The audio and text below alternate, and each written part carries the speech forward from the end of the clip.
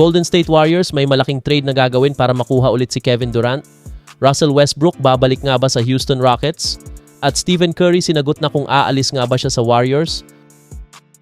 Mga ka-Dub Nation, hindi pa rin pala tuluyang isinasara ng Golden State Warriors ang posibilidad ng muling pagsasama ni Stephen Curry at Kevin Durant. Matapos mabigo ang Warriors na makuha sina LeBron James at Giannis Antetokounmpo ngayong off-season, isang nakakagulat na ulat ang nagsasabing nananatili pa rin sa radar ng Golden State ang dating two-time Finals MVP na si Kevin Durant. Ayon sa NBA insider na si Brett Siegel, hindi pa tuluyang isinasara ng Warriors ang ideya ng muling pagbabalik ni Kevin Durant sa Bay Area. Sa katunayan, kung sakaling magbago ang sitwasyon ni Durant sa Houston Rockets, handa umano ang Warriors na muling pag-aralan ang posibilidad ng isang blockbuster reunion. Ibig sabihin, kahit wala pang aktibong trade talks sa ngayon, nananatiling bukas ang isip ng Golden State sa posibilidad. Hindi ito ang unang pagkakataon na sinubukan ng Warriors na ibalik si Durant. Matatandaang noong 2025 NBA trade deadline, halos mabuo na ang isang trade para maibalik si KD sa Golden State. Ngunit ayon sa mga ulat, mismong si Kevin Durant at ang kanyang business partner na si Rich Kleiman ang nagpahinto sa naturang usapan. Dahil dito, hindi natuloy ang reunion ni Durant at Stephen Curry. Bakit gusto pa rin siya ng Warriors? Simple lang ang dahilan. Habang papalapit na sa huling yugto ng kanyang NBA career si Stephen Curry, gusto pa rin ng Warriors na bigyan siya ng isa pang pagkakataong lumaban para sa kampyonato. Alam ng Golden State na mahirap nang makakuha ng superstar sa kasalukuyang merkado. Kaya kung sakaling maging available si Durant sa hinaharap, isa siya sa mga unang pangalang muling ikokonsidera ng Warriors. Dito nagiging komplikado ang sitwasyon. Sa nakalipas na ilang taon, ilang beses nang ipinahiwatig ni Kevin Durant na wala siyang planong bumalik sa Golden State Warriors.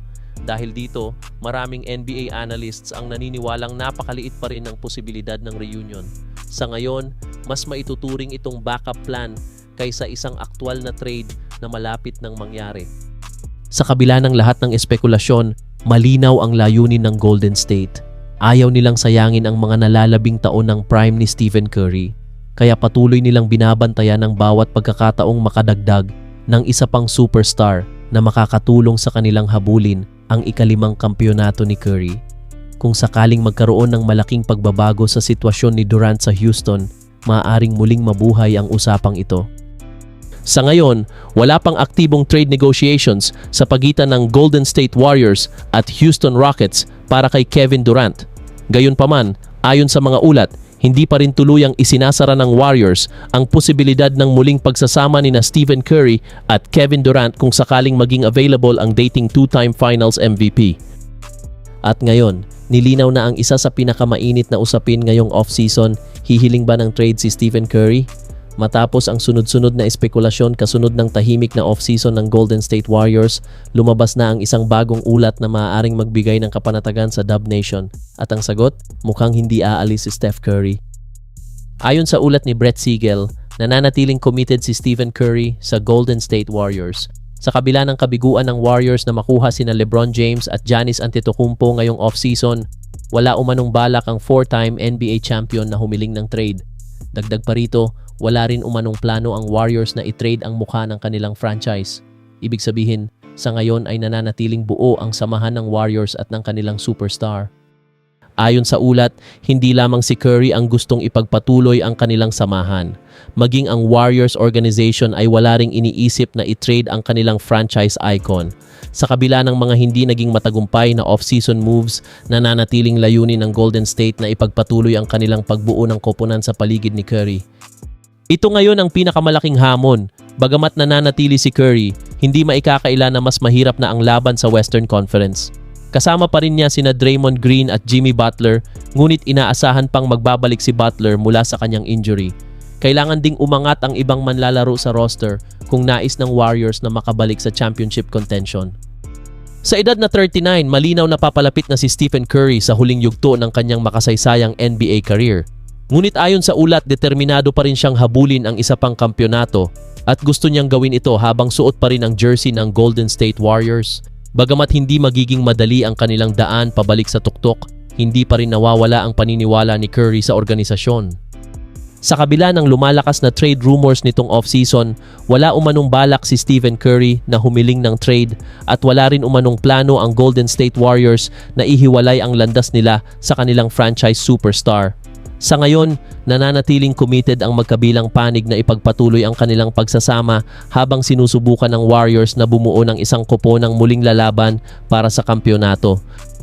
At ngayon, posible kayang muling magsama sina Kevin Durant at Russell Westbrook. Isa sa pinakamalalaking pangalan na wala pa ring koponan ngayong off-season ay si Russell Westbrook. Ngunit ayon sa mga ulat, lumilitaw na ang Houston Rockets ang isa sa mga pangunahing kandidato upang kunin ang dating MVP. Ayon sa ulat, handa si Westbrook na pumirma sa veteran minimum contract, kaya naging mas abot kaya siya para sa mga championship contenders. Isa sa mga kopo ng pinaka-interesado ay ang Houston Rockets. Para sa Rockets, malaking oportunidad ito upang madagdagan ang kanilang lalim sa point guard position nang hindi gumagastos ng malaking halaga.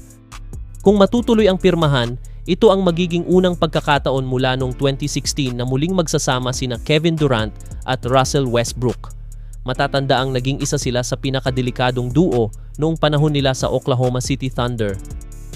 Noong 2012, dinala nila ang Thunder sa NBA Finals, ngunit hindi na nila muling naabot ang championship stage bilang magkasama. Natapos ang kanilang pagsasama nang lumipat si Durant sa Golden State Warriors noong 2016, isang desisyong naging dahilan ng kanilang hindi pagkakaunawaan sa loob ng ilang taon. Ngayon, mukhang tuluyan na nilang naayos ang kanilang relasyon at posible pang magsama muli sa paghahabol ng kampyonato. Isa sa pinakamalaking problema ng Houston noong nakaraang season ay ang kakulangan sa point guard. Inaasahang si Fred VanVleet ang mamumuno sa backcourt, ngunit hindi siya nakapaglaro dahil sa injury.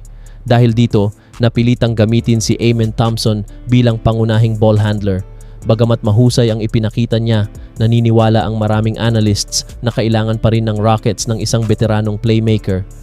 Ano ang maibibigay ni Westbrook? Kahit hindi na siya ang dating MVP level player, nananatili pa rin si Russell Westbrook bilang isa sa pinakamahusay na playmaker sa NBA. Sa kanyang 18 taong karera, nag-average siya ng 8.0 assists per game. 3 beses din niyang pinangunahan ang buong NBA sa assists. Noong nakaraang season kasama ang Sacramento Kings, nagtala pa rin siya ng 6.7 assists kada laro. Patunay na kaya pa rin niyang lumikha ng opensa para sa kanyang mga kakampi. Bukod dito, kilala rin si Westbrook sa kanyang walang sawang enerhiya at pagiging agresibo sa magkabilang dulo ng court. Maaari siyang maging spark plug mula sa bench at magbigay ng malaking tulong sa second unit ng Rockets. Kung madadagdag si Westbrook sa kupo ng mayroon ng Kevin Durant, magiging mas malalim ang rotation ng Rockets. Hindi man siya inaasahang maging pangunahing scorer, maaari siyang magsilbing floor general at magbigay ng karanasan sa isang kupo ng naghahangad na makabalik sa championship contention. Para kay Westbrook, maaari rin itong maging isa sa mga huling pagkakataon upang habulin ang unang NBA championship ng kanyang karera.